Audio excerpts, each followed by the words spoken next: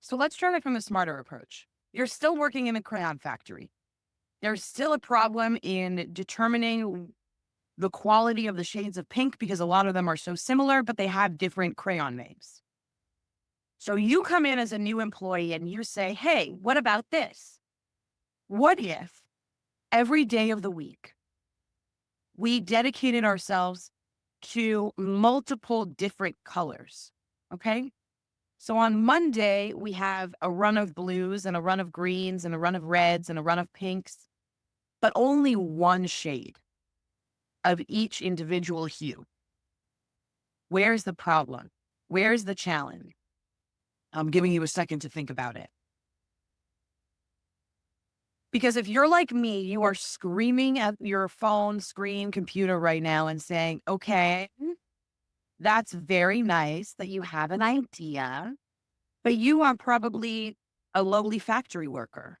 You came in at the ground level and you might have a brilliant idea, but what are the chances of anyone taking your idea seriously and listening to you? They have to listen to you. They have to hear you. They have to listen to you. They have to consider what you were saying. And then they actually have to have a desire to implement it. And then they have to implement it, which probably costs money, consideration, and time. So then those solutions never get implemented. And people end up working harder and harder and harder and harder because the tasks always increase. Unless you find a way to deliberately and intentionally decrease your tasks, they will, by definition, increase. It's the nature of the beast. It is the way the tax monster grows. That was the literal longest introduction in the entire world into working smarter and not harder.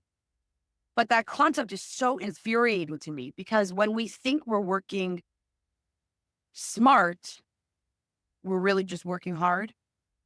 And when we think we're working hard, we're probably just working smart.